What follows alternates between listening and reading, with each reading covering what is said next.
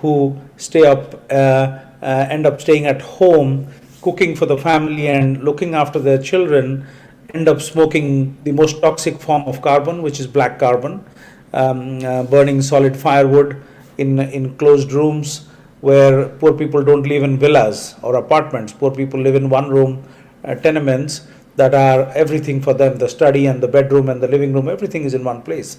And then they are inhaling that poisonous smoke every day, 24/7. And then, of course, the scourge of fossil fuel based synthetic chemical fertilizers and pesticides. You add up all of that, and the biodigester is your solution. It gets families free cooking gas. It prevents all these problems I mentioned. Women have energy access, energy sovereignty. They can decide when to switch on their stoves and when to switch it off and do other things with their lives. And if every small biodigester also produces 15,000 kilos or 15 tons of biofertilizer every year. And all of it is possible to be given to the families for free because there's a carbon market that pays for it. Is it matured yet? Not yet. But it's on its way, and it's growing fast. Same with biochar. Many people do not understand the potential of biochar.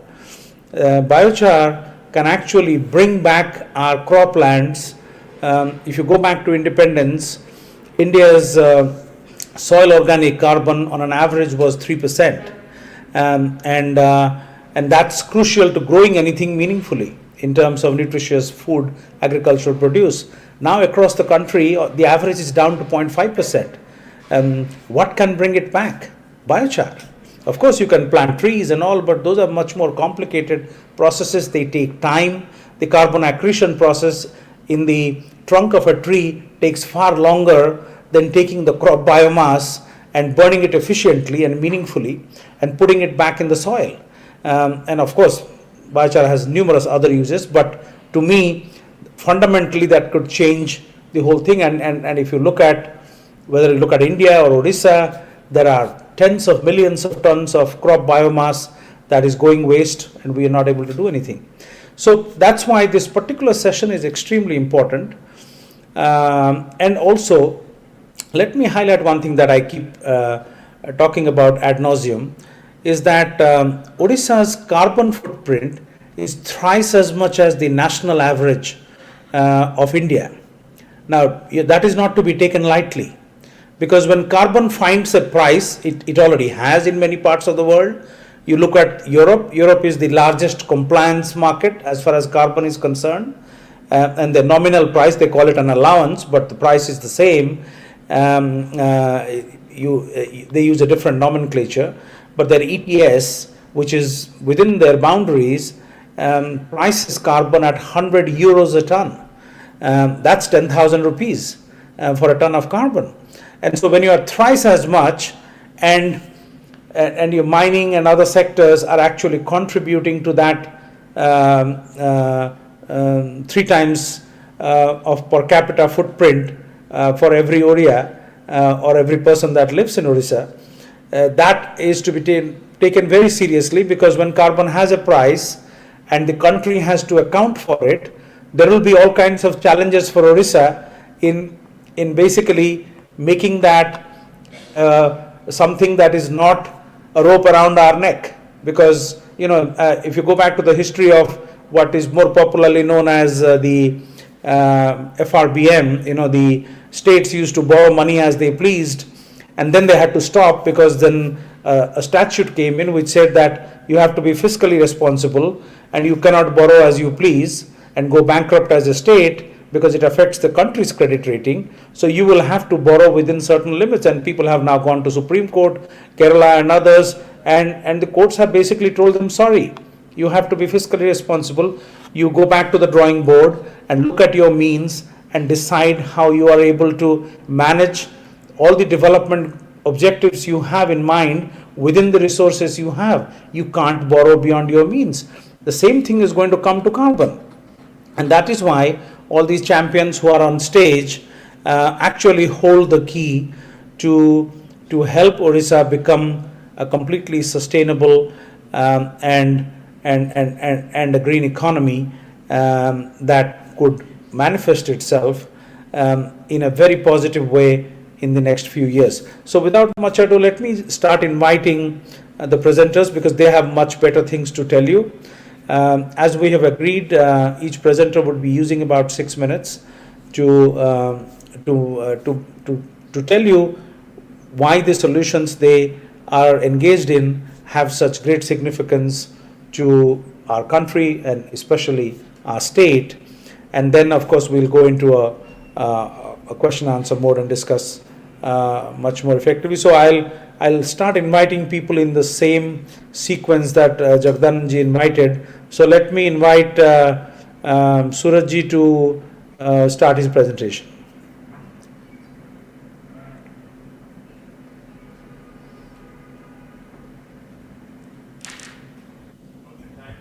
Yes. Thank you so much, Satya sir and Jagdananda sir, for inviting me for this event. And hi everyone.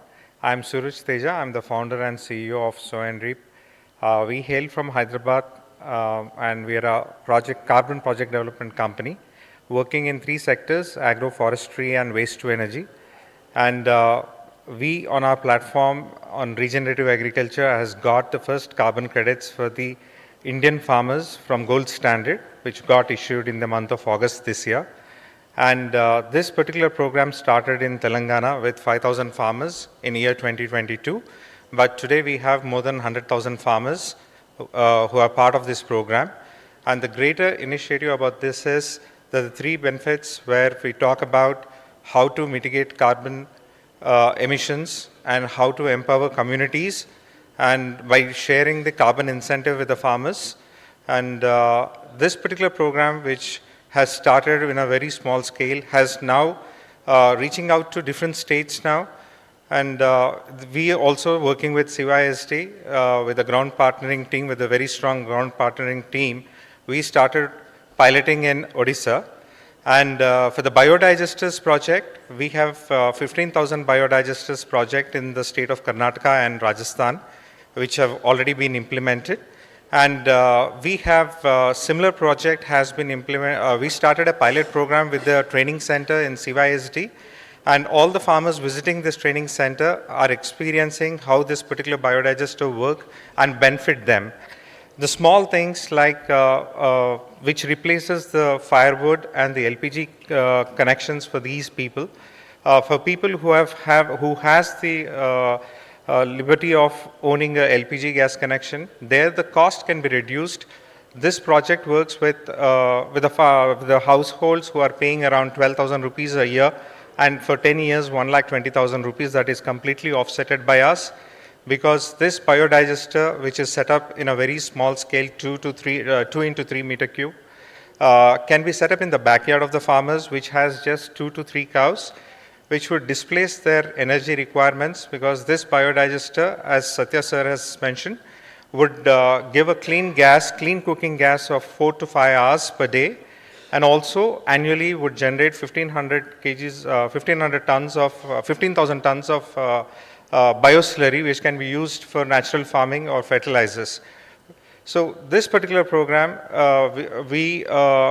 whatever we are doing in the different parts of the states, different states in the country, we would like to foray ourselves into Odisha and be a partner with the Green Initiative for Odisha. Thank you.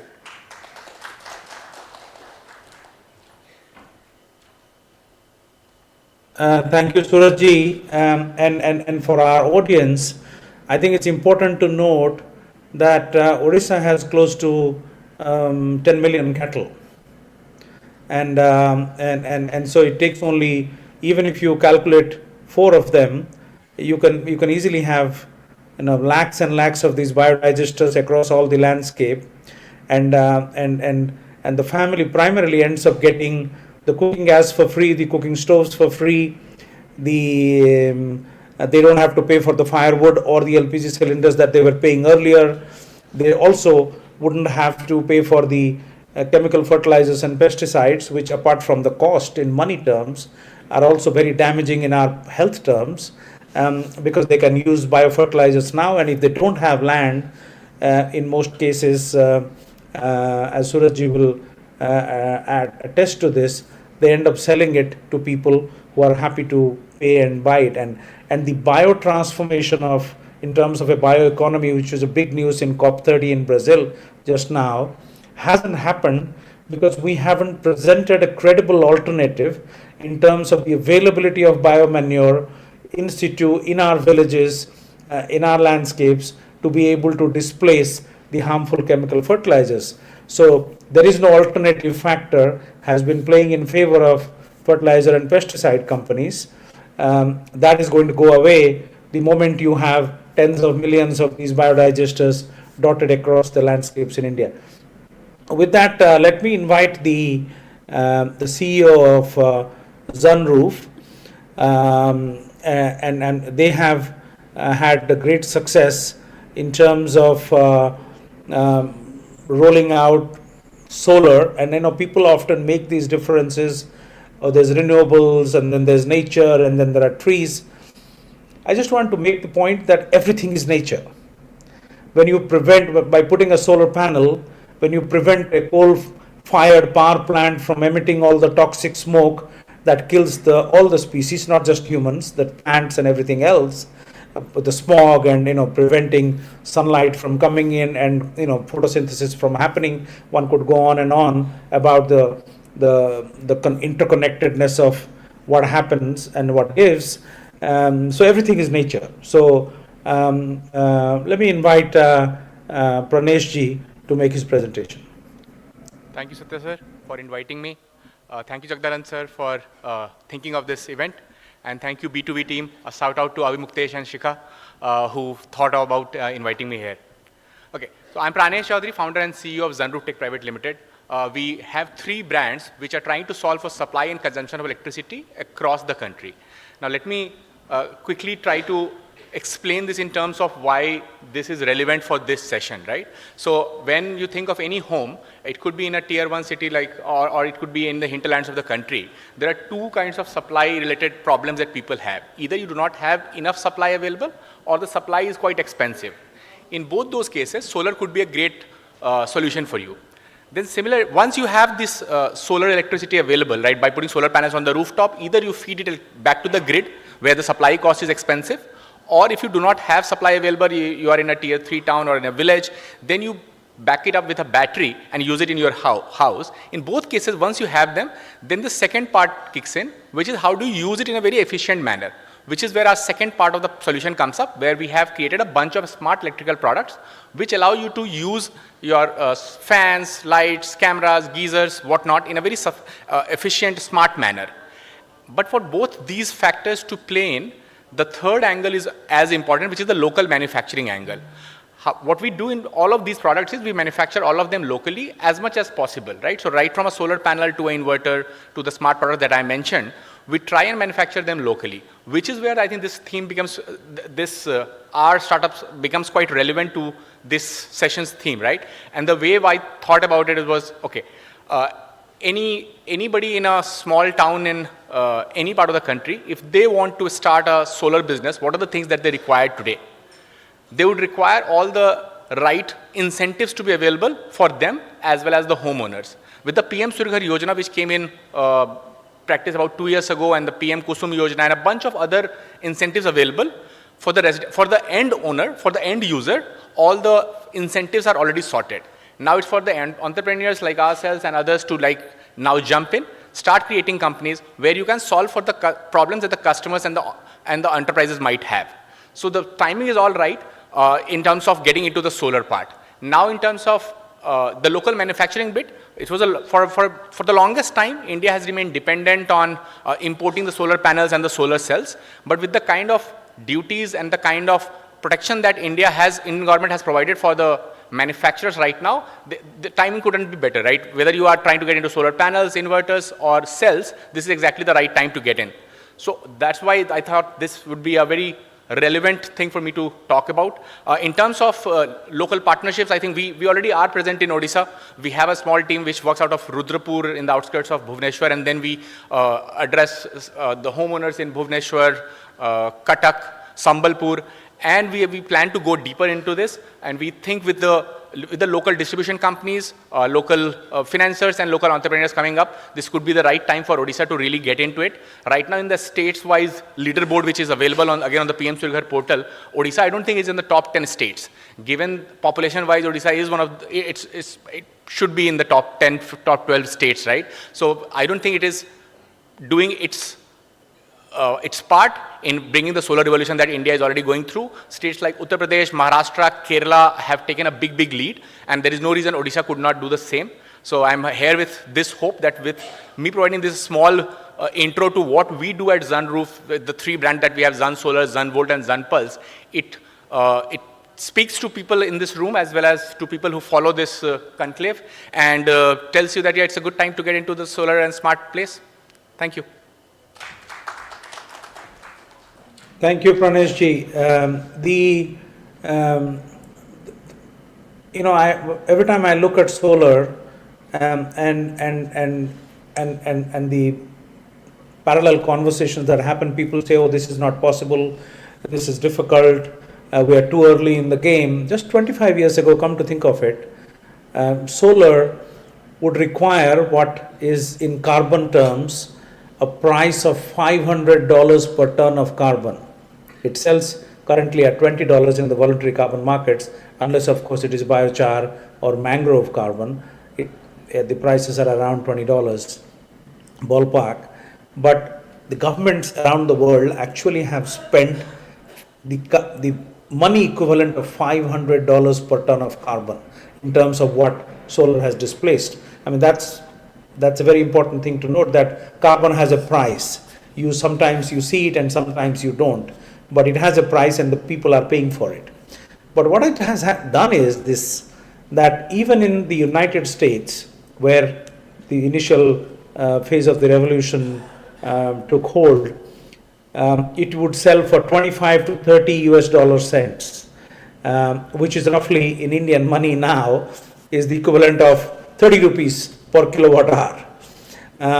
And then now, even in India, without any subsidies, it sells for 2 US dollar cents in public auctions. And we are talking megawatt and gigawatt scale auctions. So that is the power of technology. When it gets to scale, it can solve numerous problems at once. And that's why what might be an early stage intervention from the perspective of Sunroof for Odisha could really become a powerhouse with solar panels right on top of every household. Everyone that has a sloping roof somewhere, without much cost, you can just add that to your roof and then start benefiting from it. Whether it is a feed-in tariff or whether it is a PPA or whatever model that is possible to create and in support of the community. So let me move on to the next presentation, which I would like to invite Kaushalji, which is, I talked about Varaha a little bit. Varaha makes not just the people working in the climate sector proud, but it also makes India very proud, because every time they come up with a partnership that they announce, it is in many ways a first in the world itself, So it's extraordinary in every sense. And thank you, Kaushalji, for being here, and please go on with your presentation. Thank you. Thank you, Satya sir, for your kind words. Hi everyone, I'm Kaushal Best and I represent a company called Varaha. We are a carbon project developer and more of a ecosystem services player in the market, working across 4 themes of nature-based carbon pathways to remove carbon from the atmosphere. Namely regenerative agriculture, wherein we work with farmers to basically reduce the farming intensity and increase the soil organic carbon levels in the soil and monetize this in terms of carbon credits and sell in the international markets. The second pathway is to plant trees, very straightforward, going and doing plantations across thousands of hectares across India, Nepal, Bangladesh and Kenya, and then monetizing it against in terms of carbon credits. The third pathway is biochar, wherein we aggregate not so useful agricultural residue, which is basically getting burned in some way or the other, to make some meaningful biofertilizer out of it, which is like very durable. and also solving for industrial energy use cases from the biochar. And the fourth pathway which we work across is called enhanced rock weathering, wherein we make use of basalt rock powder and we spread this into agricultural farms, wherein it reacts with atmospheric carbon to form very durable carbonates and bicarbonates, which enhances soil productivity and also reduces the amount of carbon dioxide from the atmosphere. Now, from an opportunity perspective, I have two items to highlight here, right? One is very straightforward, which Satya sir also touched upon, is the offset market, wherein basically we have opportunities from the voluntary carbon space, which international buyers looking for their own net zero journey are looking to procure from, which is very evident from what Satya ji already mentioned. But the other opportunity which is coming up in India is the launch of CCTS, Carbon Credit Trading Scheme, in the country as well.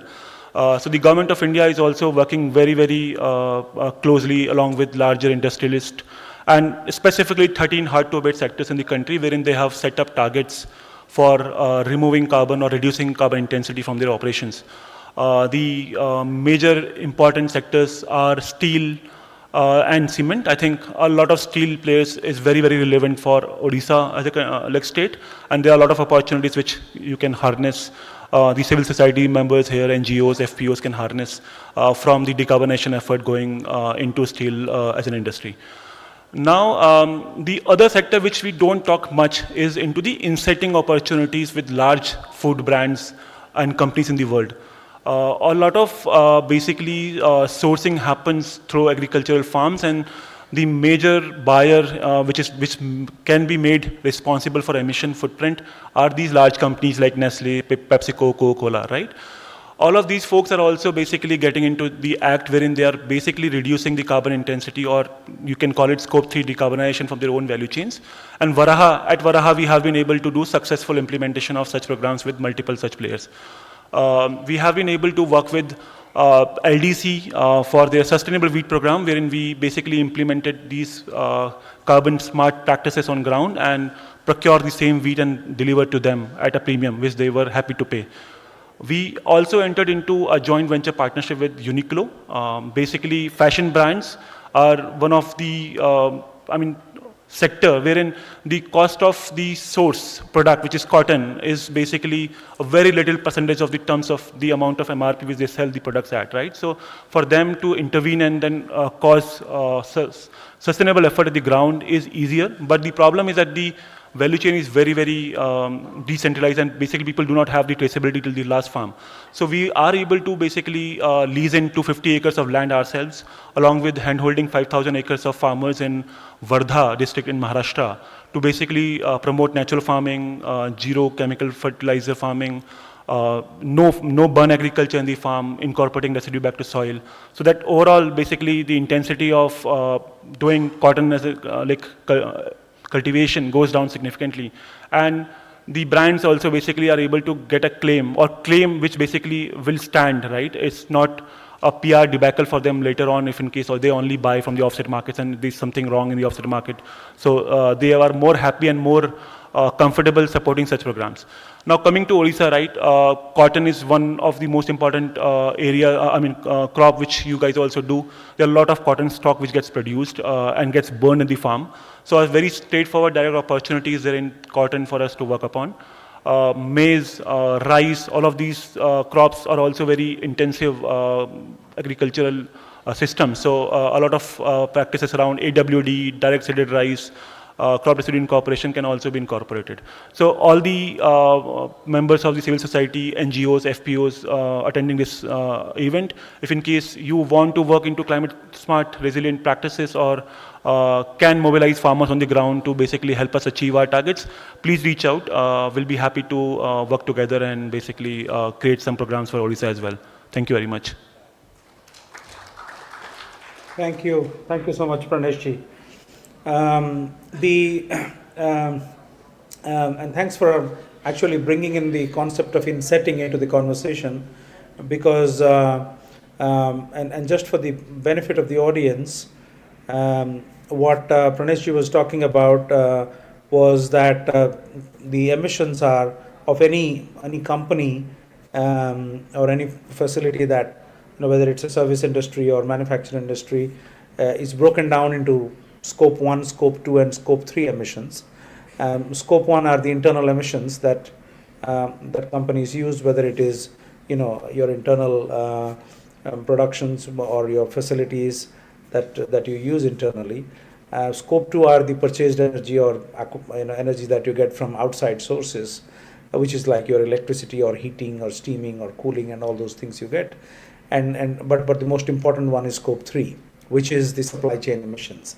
So if Unilever or Danone is producing yogurt, so how that milk was produced and what is the intensity of the carbon footprint of the milk or the transportation or everything that has gone into bringing all the inputs into the manufacturing facility and it being produced, that is the carbon footprint. That's the scope 3 footprint of a product.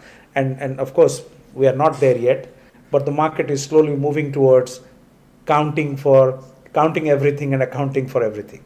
And in that, insetting could be very helpful. You could buy offsets by being a bad actor, or you could become a good actor by supporting people that are producing clean food and clean agriculture and all, which has great societal benefits. But at the same time, you reduce your footprint because you are insetting. So that has great resonance in regenerative agriculture. Recently, the $30 million deal that they announced with Mirova, it's for farmers in northern India to actually switch to regenerative agriculture, to clean agriculture that heals the soil, that brings back the ecosystem while producing more healthier agricultural produce for the population. So thank you, Pranesh ji, for that. Let me now invite Ayush ji. Kheti is an extraordinary experiment. They are a winner of the Earthshot Prize, which is the most important prize in climate action at this time on the planet. They have close to 8,000 greenhouses across the country, moving on to 10,000. And in our partnership, our goal is to get them to 1 million greenhouses. And of course, he'll speak in detail about what it is.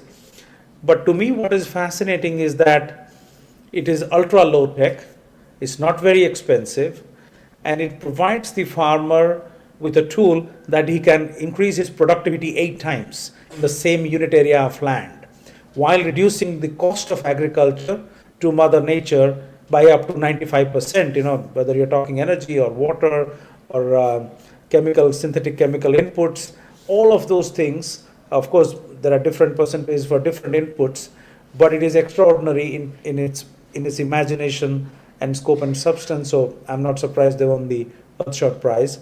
But the challenge is to scale. How do we bring it to the farmers in a way that they can really adopt it as not just as a tool that increases productivity and their own economic bottom line, but also brings back ecosystems, reduces our need for more land to produce more food, and so that it's a holistic growth possibility for everyone involved. Over to you, Ayush ji. Thank you so much, Mr. Satya. And even before beginning, I want to give a round of applause for Mr. Satya to do this moderation of this panel so efficiently, even being remote. So I think you definitely have saved some carbon footprints. So thank you so much. Mr. Satya, thanks for the brief about Kheti. But I think before I get into talk about the work that we do at Kheti, I think I just want to awaken this room to some facts about climate crisis. I think across India, including Odisha, right, the climate crisis is not like a distant threat. What we are all seeing today is a lot of people, and especially smallholder farmers, are facing the challenges of climate change in their daily life. And this is where the journey of Kheti really began. In 2010, I had quit my job from a corporate, and I started doing farming in a 100-acre piece of land in North Karnataka. And when I started living a life of a farmer, when I started tilling the land, we started growing crops. That was the time I realized how difficult a profession it is. It's not just about the physical drudgery or the physical hard work, but it is also about, at the end of the day, there's so much of variability in a farmer's life. If he has, done the land well, he has to sow well. He has to sow well, he has to reap well. And in all this process, if there is one sudden bad rain, or a heat wave, or a pest attack or a virus attack, the whole crop of a farmer can go into complete financial loss overnight. I was an equity research analyst before I got into farming, and it was almost like you work on a wonderful Excel document and you make a wonderful financial model, and your file gets corrupted. Thanks to technology, we have ways to recover it, and we have backups to take it. But for a farmer, when his hard work goes off in terms of losing a crop, he hardly has any means to recover the financial losses that is incurred out of it. So my journey began as feeling that pain myself when I had grown onions for about 10 acres of land, and with the sudden rain, when the harvest was fully ready, the onions were kind of submerged in water for almost 1 week, and the whole crop had gone. You will not believe I didn't even get like 1 rupee per kg for that spoiled onion that I was supposed to sell into the market. That was the time I realized that while climate crisis, we all talk about it, we all feel for it, but for a life of a farmer, it's a reality on a day-to-day basis, because his work, his Excel file or his presentation is open to sky, and if there is an unfortunate event, climate event that happens, he is back to zero or even like negative. This is where, in 2015, all four of us, all the four co-founders came together, and we started with a very strong zid to say that we have to build a protection system for farmers where, we can protect the crops from unfortunate climate devastations. In very simple language, if someone asks me what kheti does, I just tell them that we actually just make a umbrella or a raincoat for farmers, and also like a AC chamber for a farmer to grow his crops. But when we realized, when we got into thinking about, okay, how can we bring a protected cultivation, or how can we build some protection for crops for farmers, we realized that technology is very expensive. And then, we kind of took it to our hands to say, okay, we have to bring this technology down. So Kheti's flagship product, is greenhouse in a box. We call it Kheti Rakshak. What it primarily does, it gives 5 times more productivity than open field, because you are growing inside a protected cultivation. It saves 90% water, because water evaporation is very less, and we are using drip inside the greenhouse. It reduces your fertilizers and chemical usage by almost a good 50 to 70%, right?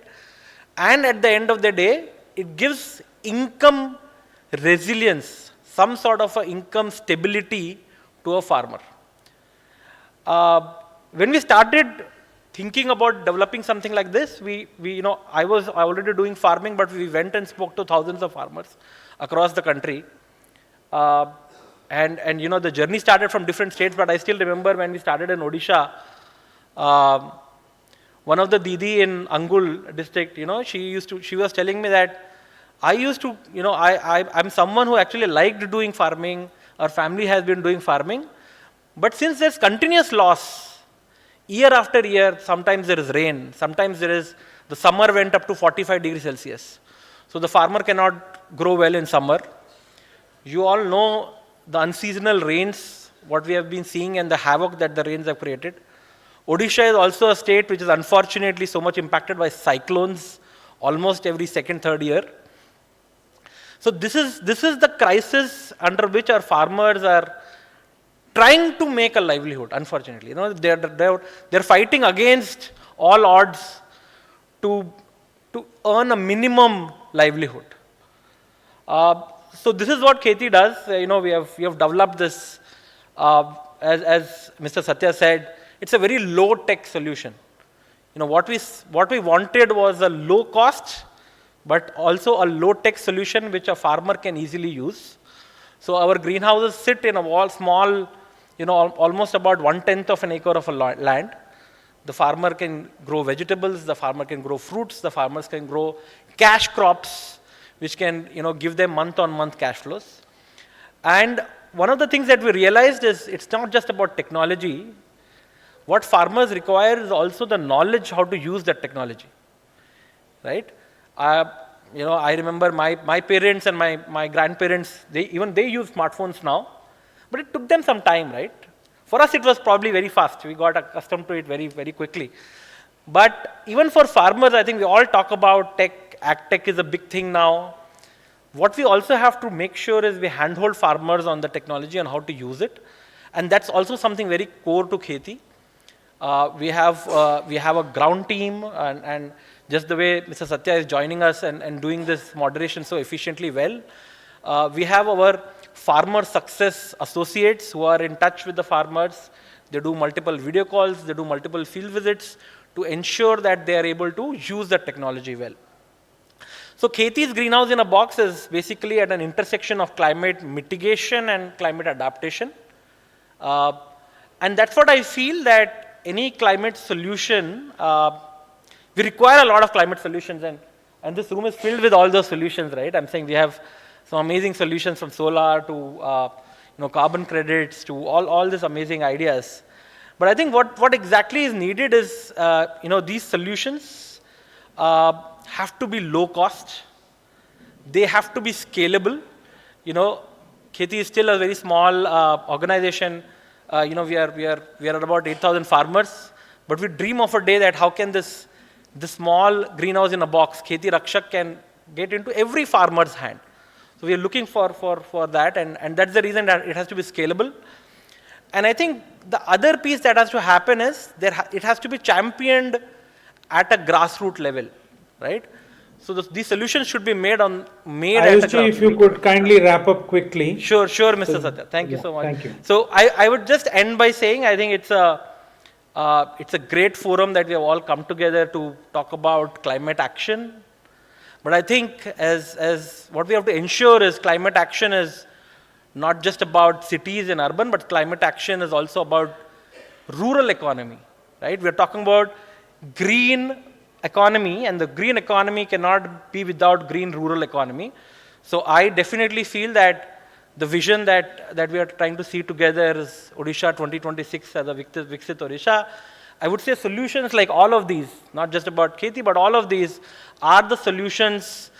Once they scale, we can actually move towards a time where climate resilient reaches in the hands of every, at a grassroots level. So thank you so much, but it's a pleasure being here. Thank you. Thank you. Thank you so much.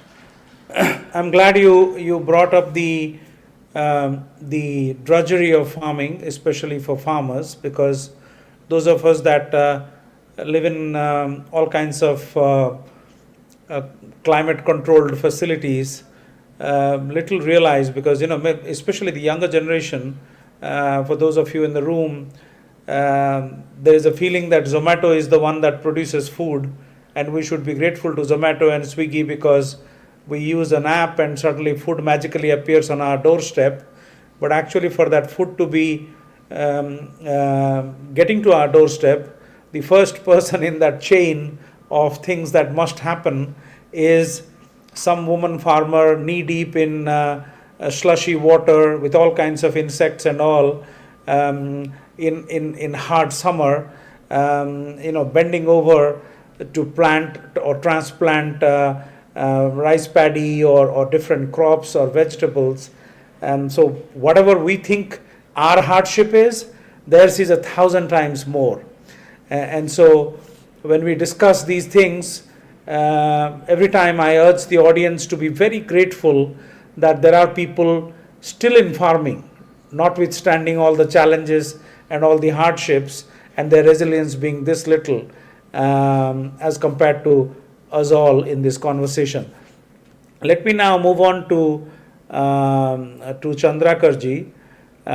He is going to talk to us about digital governance, how it integrates the spatial and the temporal and the socio-ecological data into dashboards, because it is often said that you can't manage what you don't measure.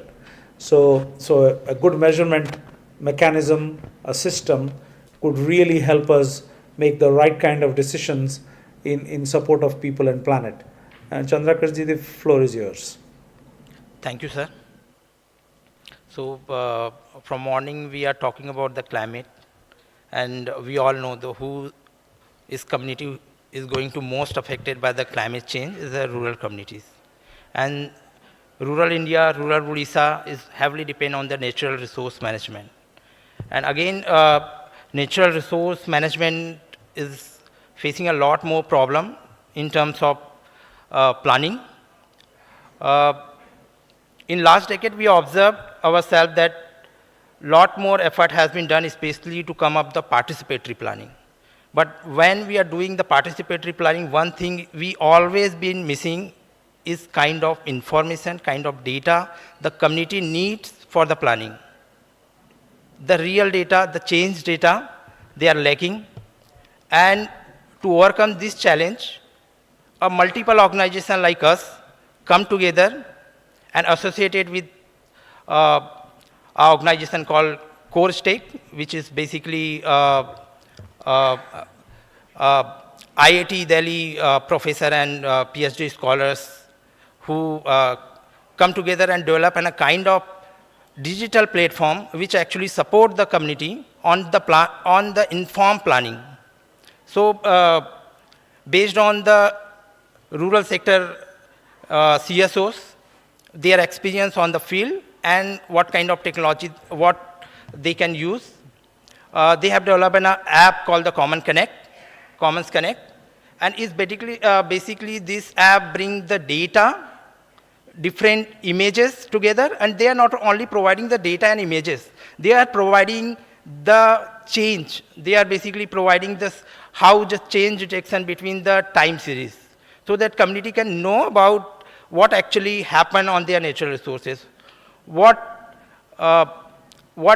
there's a multiple data, temporal data is temporal and spatial data has been used, and change detection map has been prepared, and actually at a particular time frame, how much forest has been lost, at what place is the forest has been lost, at what purpose forest has been lost, for the agriculture, for the construction, for the any other purposes.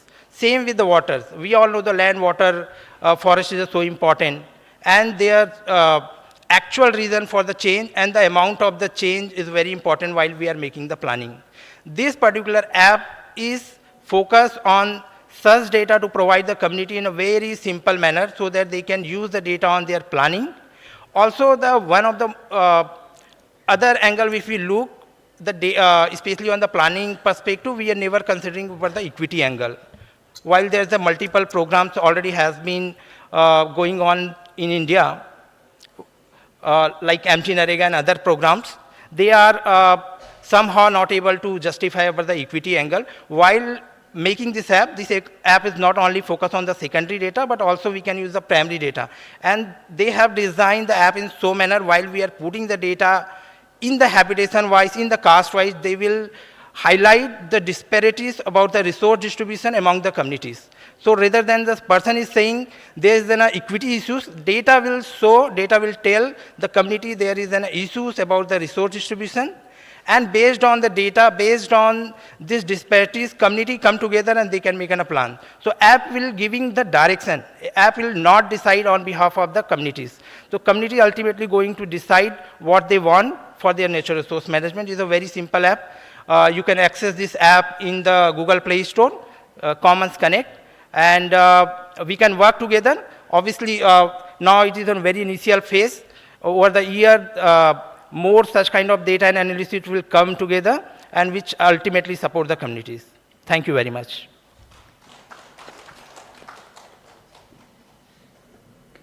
Thank you so much, Chandrakarji. I think we've come to the midpoint, and then we have 3 more presentations to come. But at this time, may I request Jagdananji to kindly invite questions from the audience, so that I know that you've been holding your thoughts for a bit. So this might be the right time. If you have any specific questions before we invite the other 3 presenters on stage, it might be a good time for you to ask any questions at this time, and Jagdananji is coordinating on the ground. So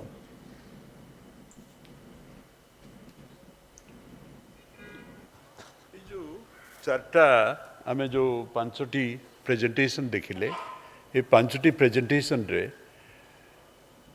जदि आमे खेती ठू आरंभ करिवा खेती रे रहिला जे protective farming रे चाषी रो जते जहा रिस्क अछि ताकू केते कमेई हबो एवं से कमेबार जो खेती सेटा खेतीर एक्सपेरिमेंट एवं सक्सेसफुल एक्सपेरिमेंट ताकू करवा द्वारा केते चाष बढ़ी कौन कौन रिस्क को से मैनेज कर that is all done second है सूरज जोटा रखिले सो एंड ड्रिप रु गोटे बायोडाइजेस्टर गोटे एत चमत्कार जिनस जो बायोडाइजेस्टर रे आमे केमतिका मैन्योर ठू आरंभ करी गैस मागणा सबुजाक मिल पार बड़ आराम रे ये कामटा बड़ स्मूथ सीमलेसली चली पार से रखिले थर्ड रखिले जे सोलार सोलार आम तापर तो चलती चर्चा ग्रीन इकोनॉमी रे rooftop solar solarisation of many things इटा ऑलरेडी आम मुंडरे टिके पशिଛି सेटा देन वी लुक्ड एट बराह जोटा कहले कितने गुड़ा बाट अच्छी जो बाटरे जंगल तैयारी ठू धरिकी प्लांटेशन ठू धरी विभिन्न जो रही 4-5 प्रकार काम चाषबास काम करी एवं केमतिका आम कार्बन मार्केट को लिंक कर पारिबा सो जदि याकू ये सब जो एक्सपेरिमेंट एटा जमती लगुच गोटे music to some of our ears actually कारण आम सब ये मार्केट संगे लिंक हेनु बा किए किए जदि लिंक होती आउ समस्ते भावुंट बट दे डोंट नो तेणु here is a short opportunity to raise your questions but questions have to be very brief not a भाषण please small question one short question and jodi kahaku target karibe you can also tell that targeted person and introduce yourself and the question. Good afternoon panel, myself Soumya Ranjan Patel. I am pursuing Master of Social Work at Utkal University Vani Vihar. Sir, my question is sir, actually I don't remember the name of the sir, but sir, my question is sir, as you know that you have initiative that you have started an initiative for farmers. You have made a protected house for them. But sir, my question is sir, as we know nowadays in agriculture you are using most of the time pesticides. Question aso na question pale aso. Yes sir. Sir, nowadays we are using pesticides and insecticides in agriculture, due to which the soil quality is getting degraded. Sir, it is degrading. Sir, can we have a solution, or do we have a solution? Soil solution. Okay. Yes sir. Got it. Thank you. Second question. No, only one question for the time being. Okay, right. Thank you sir. Thank you. Anybody else? 4 जन volunteer 4टा mic धरिक रहिबे. Don't be dull, be intelligent. You have to run. Good evening, I am Vimal Pandey. My question with Kunal from the Varaha. I'm just asking, are you providing an incentive to farmers for the carbon credit? Is there any incentive to the farmers? No. At present, he is providing an incentive to farmer, Okay. or it's a future plan? Okay. Okay. Is the incentive right now or Right a now. future thing? Yeah. Okay, perfect. Third, I'll take 4 questions. Okay. Professor Swarna Tripathi.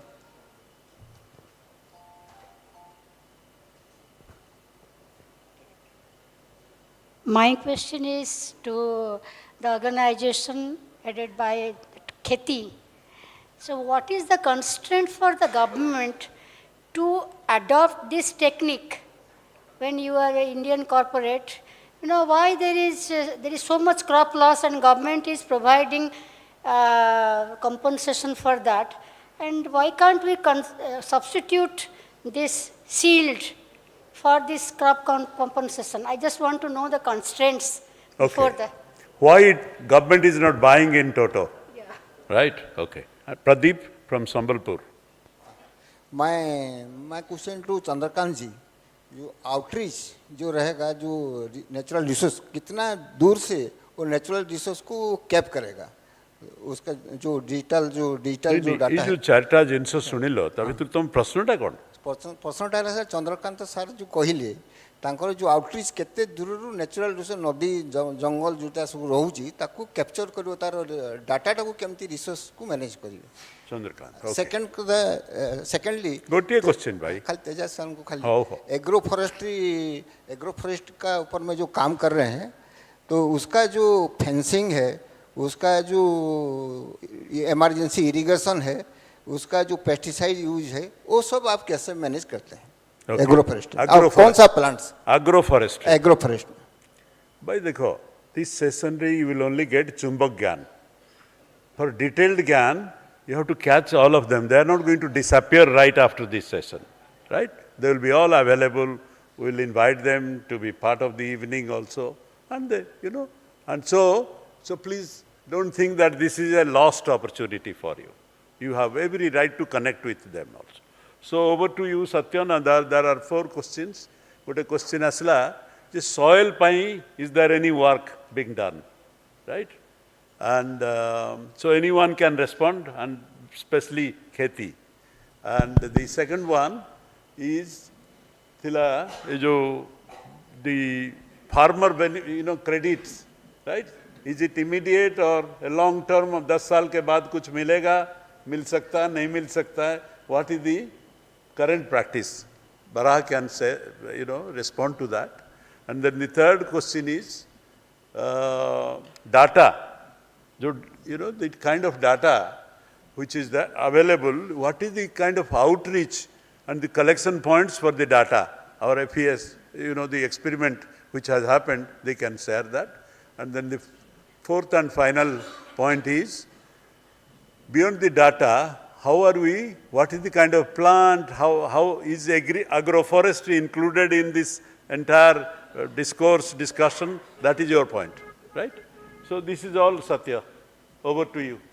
I think these questions are, except for that specific question on the sources and the data points from where data is being captured, could be very specific to FES. But the fact of reviving the soil, benefit sharing from carbon, and the other question as to whether the payments are happening right now, I would actually venture an answer and say yes, but then I would let the panelists speak for themselves, because the whole idea around this thought process is that poor people are the best climate champions if you unburden them from the cost of that transition. The moment you unburden them, they will do everything because they're already working hard. So it's not about being lazy or not doing things and then somebody gives you money to do something. They're already putting their life on the line to do something very meaningful for the society and for the planet at large. So if that can be, their pain can be reduced a little bit, or their happiness can be increased a little bit by making things remunerative, as Ayushji pointed out, you have a good crop, the market crashes, the prices are nowhere remunerative, or you don't grow much, then you are burdened with how do I pay back my loans that I have taken to grow something, and the crop failed. So there's all kinds of challenges they deal with, and anything anybody can do to help that process and reduce their suffering and increase their yield and income is the whole purpose of how do we leverage the carbon markets to help people at the bottom of the pyramid. But I will let the panelists speak for themselves. I would strongly suggest that you be brief, but everybody have a go. All 5 of you, please, a minute each. Thank you. So I'll keep it very short and very specific. I think there were two questions. One was about with providing crop protection, how are we taking care of the soil? So as I mentioned as part of my address is the fertilizer consumption goes down by using a protected cultivation, right? Does it become zero? As of now, yeah, we have not been successful in doing that. But I think there are colleagues of mine, they are doing amazing work in biochar. There's a lot of work happening on sustainable farming. And we are constantly working and doing R&D on those systems that under protected cultivation, how can we bring this soil regeneration measures? So that is, answer to the first question. And here, madam asked a very interesting question that why aren't governments adopting these technologies and scaling them big? The effort is, I would say effort is on for that. For any new technology, the first thing is able to showcase success at a mass level, right? So as of now, we are focusing on that. With the current 8,000 farmers we have, we are trying to showcase that success to across every government.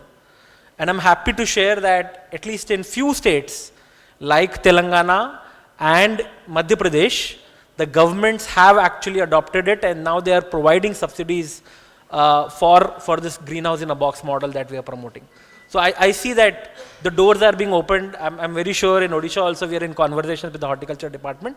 So I see this happening, but yes, governments need more and more evidence of this success and we are willing to showcase it by our work. So I think those are two specific answers, but I'll hand over to others. Thank you. Sure. Maybe I can take the next one on. It was working? Okay, no worries. So maybe I can take the question on farmer benefit sharing, right? So see, the market is aligned in a way that, the farmers can't move by themselves, right? If they are moving by themselves, then that particular thing falls under the category of something called common practice or lack of additionality, and the markets do not reward it. We intervene and basically invest into the ecosystem. Buying machinery is very required. For example, for DSR, we buy DSR machines. We have bought in 200 machines in Punjab, Haryana.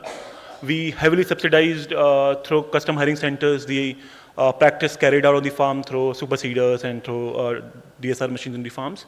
In agroforestry plantations, we give out money to NGOs partners on ground to basically plant trees, sapling cost, pit digging, fertigation, 3-year maintenance, all of that is basically comes from the carbon markets, of course, but then these investors are also paid back. In biochar, out of 70,000 tons of biochar which we have produced till date, around 60,000 plus tons of biochar we have distributed free of cost for farmers as in biofertilizer free.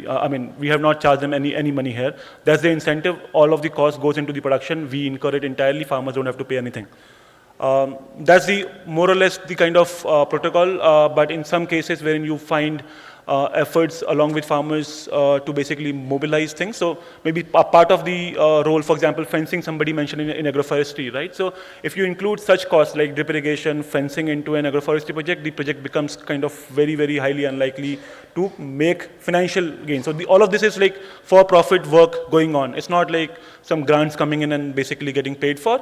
The kind of markets which are prevailing right now basically can support farmers in terms of some benefits, but some kind of effort needs to come from the farmers end as well. And we collaborate in that particular fashion and issue carbon credits. So farmers get paid upfront in terms of resources to start this project, and then later on they also have a share in the carbon project when the carbon project materializes. In biochar it materializes in 3-4 months, in agroforestry 4-5 years, in regenerative agriculture maybe a year and 2.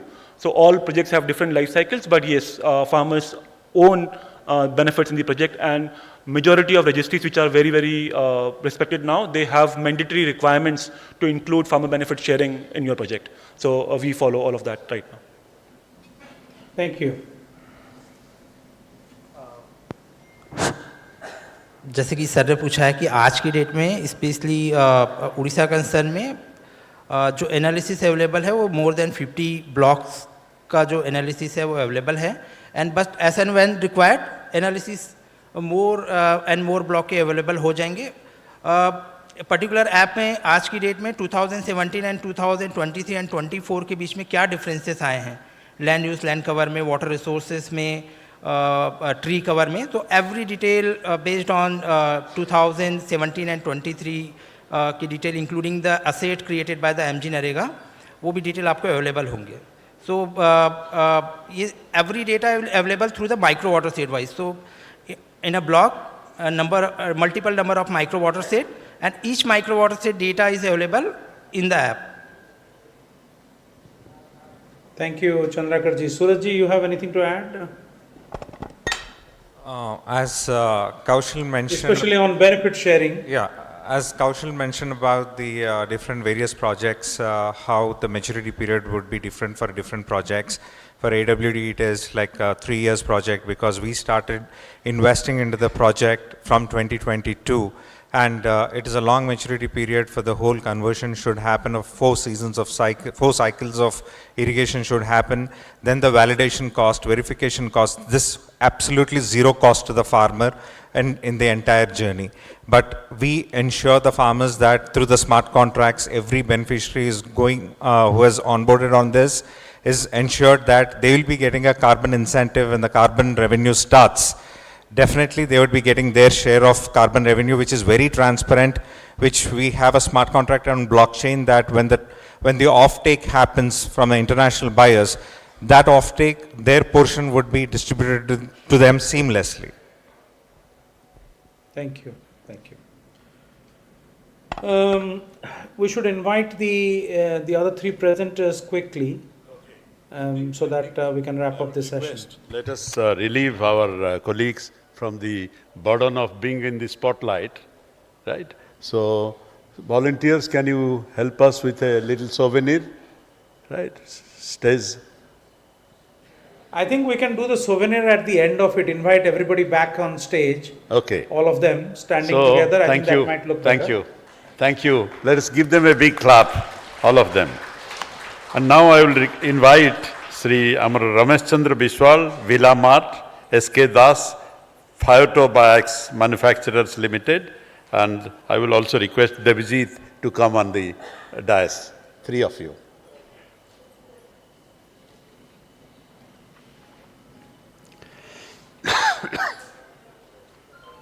And the order is same. I think the previous panel has set a very good trend, 5 to 6 minutes each, and then followed by some questions, and then we'll hear first from Satya Tripathi ji as to how do we move from here right now, and then followed by what are the points which are emerging for our dialogue with the government, right? Tomorrow, day after the post follow-up. So that is, Satya will give us something, and then Devjit, who will take it forward, has to build it further, right? So with this, let me request Ramesh Villa Mart, if you can share your thoughts, 5 minutes. Mike said they will have a? Achi na? Very good. We can maximum go up to 6:15 actually. Maximum. Good evening, everyone. So I am from Villamart. Villamart is a startup company we have started back in 2017, and we are working with the farmers to provide them a market linkage, and we are working on post harvest management as well as a zero waste supply chain. Why zero waste supply chain? Because in India around 40-45% vegetable is getting wasted, and if we calculate, the value is a lot. And this is because this market linkage is not structured and it is purely unorganized. And if we are not dealing with this, in one side people are not getting paid, and in another side we are putting more chemicals and pesticides to harvest more, but in another way we are wasting lots of these vegetables or fruits, and we are not taking care of these. So that's why Bhilamart is working with the farmers, APOs, even SSEs, how to do proper post-harvest management, how to deal with these, and how to do this packaging, sorting, grading, and in case of logistic also, if in somewhere it is needed pre-cooling or proper care, and then it is coming to the consumers. We are dealing both in B2B as well as B2C, and compared to these pulses or rice, the more risk is these fresh vegetables, fresh leafy vegetables even. So we are dealing with these risky items, and we have developed this model in a different customer-centric approach we are following. And for premium customer segment, we have tied up with these quick commerce players as well, like Instamart, Blinkit, or Big Basket, and others. And we are delivering these, fulfilling these the requirements. And for the middle class segment, we have some outlet model like mobile outlet, that is battery operated outlet model. The cooling system we have developed, that is also no energy cooling system inside that mobile outlet model. And this can go to the societies or even apartments, and one can get the vegetable in fresh form. And the best part is we have developed this model on a franchise basis, so that the roadside vegetable vendor or even the person who are selling the vegetable by two-wheelers, they can take the franchise of this model, and we can encourage this energy less or battery operated without energy cooling system mobile outlet model, and they can, so we can encourage the micro entrepreneurs in this sector to grow. And along with that, we have a static outlet model, that is that also is developed on a franchise basis. And one means whether a APO or a road means a vegetable existing vegetable vendor or micro entrepreneurs, they can take the franchisee of this model. And the best part is we buy back the waste or the surplus or leftover item at the evening, so that we have some other engagement to deal with. So to deal with that, we have developed a HART model. Basically, in if we go back to 10-15 years, so we know that HART model, that Mandi or HART, that was there in rural areas, in village level. So that was the best marketplace at those time, because at the same place, the farmers were going directly to that HART. They were selling the products, and while coming back, they also procure some buy some vegetable or grocery item for their home. So this same way, we have developed this HART model. So the leftover or the leftover, basically leftover vegetables, we sell in those HARTs, so that on the same day, at least we can finish all these vegetables that will that might not stay for next day. And along with that, still some vegetables will be wasted. For that, we have some value addition systems like solar drying we are using, and some other drying method like freeze drying also we are going to introduce soon. And along with that, we have vermicomposting, like the previous speaker mentioned. We are trying to use that vermicompost with gas production system, so that we can make a zero waste supply chain. And we are connected with more than 15,000 farmers in Odisha, particularly dealing with more than 50 APOs in Odisha. And directly, right now we are dealing with around 15 tons of vegetables per day. Those are fresh. And we are operational in 3 cities, in Bhubaneswar, Puri, as well as in Berhampur. And we are expanding this model to Raurkela, Sambalpur, and few other cities in few months. Thank you. Thank you. Siddhas.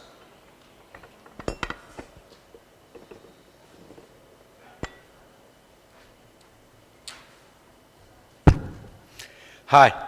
Good evening. This is Yaske Das. I am from an agency known as Phytobiox Manufacturers Private Limited. Phyto means plant, bio means bioplant, so to say. We do deal with mainly organic cultivation, not exactly organic, we are calling it natural farming, cultivation, value addition, quality control and marketing, domestic and global. Fact is, this is totally natural. Unless and until we are growing, we will grow natural, it cannot, we cannot market. Market is a problem. So now question comes actually 3 so far Odisha is concerned, because basically me is a forester.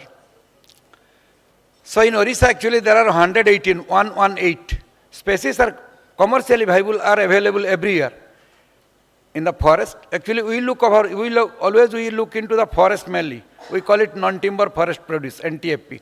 But the fact is, besides forest, beside the Nala bank, beside in the low-lying land, in the bonds of the field, lot many species are there.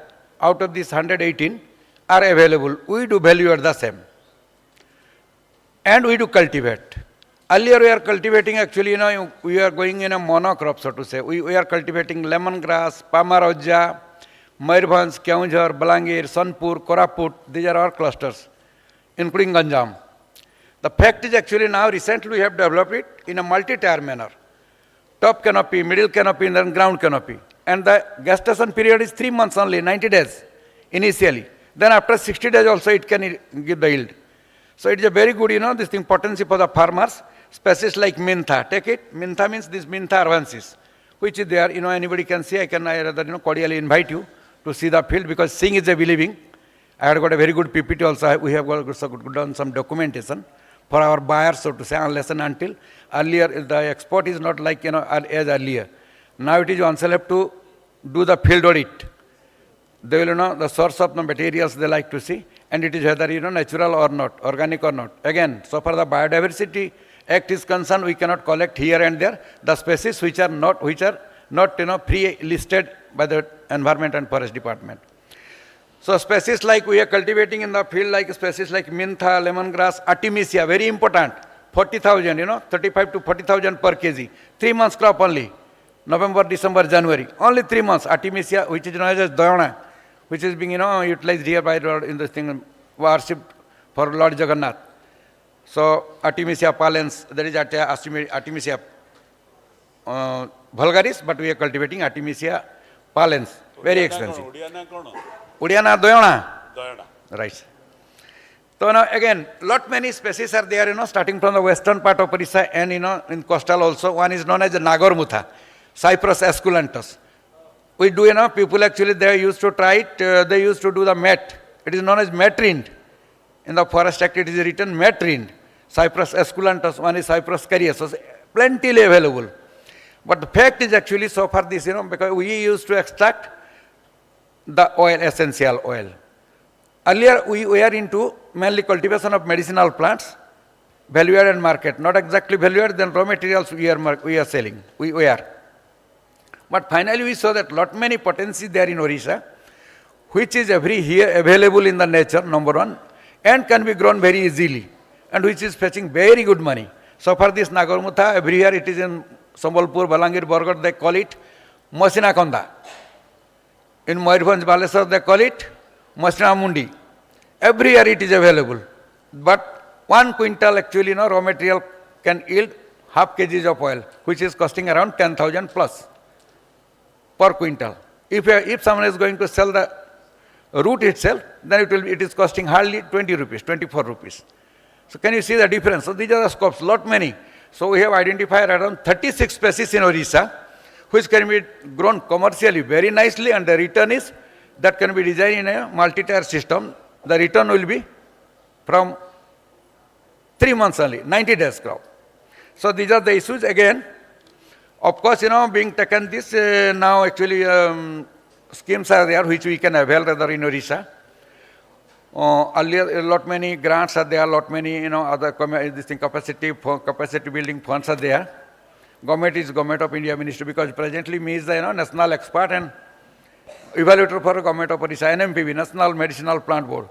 Because, I was just, we are dealing the same, we are cultivating, valuation, quality control, marketing. Then actually when we covered lot many areas, then Government of India took me as a member, advisory committee, National Medicinal Plant Board, Ministry of Ayush, Government of India. After that, OUT took me as a professor of practice. Me is there till now. I am connected to Centurion University sometime. Thank you. Till also. Sir, another 2 minutes will be good. So, no sir, I completed only. So, these are the first hand information only. These are the first hand information only. We are looking into anybody because in western part of Odisha we like to source the material on payment because we are procuring from West Bengal and other areas. In coastal, the same. Thank you. Thank you. Thank you so much. I think with this, let me request Devjit if you have few points for further movement, and then I will request Satya to sum it up and help us in setting some direction for us. Thank you, sir. Good evening to all. And first of all, I would like to thank Jagadananda sir and Satya sir for allowing this kind of a session to be introduced at Odisha Vikash Conclave. And I think it will be first of its kind to introduce and bring the interoperability of state, market and society at one platform. And I think many recommendations will follow from here. And just few takeaways. What we witnessed here is basically how the nexus of ecology and economy are coming together. So that's the first key takeaway for all of us. And there we can see many of these solution providers are not solution providers for the market, but they are ecosystem solvers. So as ecosystem mobilizers, as civil society organizations, we need to recognize these solution providers and find significance in and relevance to our work area and find a proper fitment to that. So we will continue to continue this dialogue and to reassure you, Ayush, that many sitting in this room are crying for solution. So I think it's not only for the government to adopt, but the civil society to adopt. So I think many of these collaborations will naturally and organically start flowing in different kind of opportunities. And I see the opportunities as field partners to the solution providers. I also see the opportunities of making them as distribution partners, because that is how you can go into scale. And also co-creators, because many of these problems are very wicked in nature. And you need, there is no silver bullet for one such problem.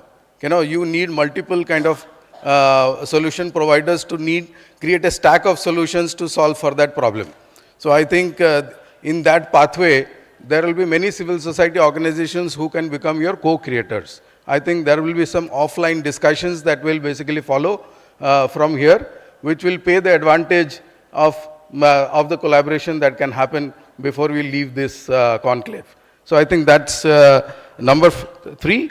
And here, for creating greater evidence, more evidences, more use cases can be also created. So I think more data is required for the solutions to get adopted at scale. So I think more use cases, more evidences can be generated, and more consumer experiences can be gained by this collaboration with the civil society actors. So I think these are some of the major pointers for us in terms of collaboration. Another additional point that we would like to make tomorrow when we have the other stakeholder in the room as government, because we heard many of the solution providers spoke about PM Kusum Yojana, PM Surya Ghar Yojana. So many of these yojanas can be basically expedited through these solution providers at a scale when there is a larger collaboration of civil society in this space. Thank you. We will collate all of this. Thank you, Devjit. Thank you. Now over to you, Satya, for wrapping up. Thank you. And helping us with Thank you. couple I of want to stick to directions. the time you have mentioned. So we have roughly 9 minutes. Let me try to wrap it up in 5 minutes so that you have a little time for inviting everybody on stage for the souvenirs and everything else. So what have we heard? What we heard is that we have a problem. Odisha has thrice as much carbon footprint as the national average of India. And no matter how big a country you are, how small a country you are, eventually, as the planetary ecosystem is in a complete meltdown mode, everybody will have to account for it. And that's something that we really need to understand. Often times we don't look at the details with a crisis hat on. We look at it more in a scientific way. If you look at global warming, there are some of these metrics are extremely important to understand. Odisha is a coastal state and massive coastal region.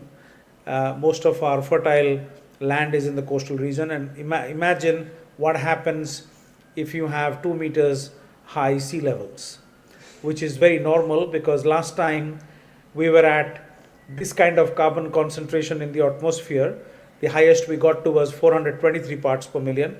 Now it is down to 420, but these are variations in time and space, but not really trends. The trend is that is upward. And last time we were there at this place was 3 million years ago, and the sea levels were 10 meters, 20 meters higher, depending on which part of the world you are in. So imagine what happens, what will it do to the economy of Odisha?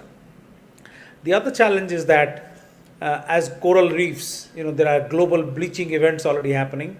Most of the coastal fisheries comes from the fish shoals that live in the coral reefs because that's their nutrient, that's where they live and that's what they consume. The plant biota in the coastal waters, and then poor people have access to artisanal fishery. They can go and put their net and get something, and that's how they get their cheap protein or free protein for that matter. Imagine what that does to hundreds of millions of people in India itself, and globally it is said that about 1 billion people literally live off what we find in our coastal waters. So the problems are many, and as you look at the problems, you could be overwhelmed, thinking that, oh my God, do I really have a solution? Can I really do something about it? Or am I paralyzed? So I say this, sometimes we are too intellectual for our own good. It's paralysis by analysis. We analyze things so much and we are paralyzed and we don't do anything. I think the solution is simple, is to find the best technology, the lowest cost, the easiest to adopt, and then work with people at the bottom of the pyramid because they have better integrity than all of us put in this room together. They have better motivation because their lives depend on it. And so to the extent we can bring all these kind of technologies that you heard this morning, this afternoon, sorry, it's morning in my part of the world, and to scale it to a level where people can actually benefit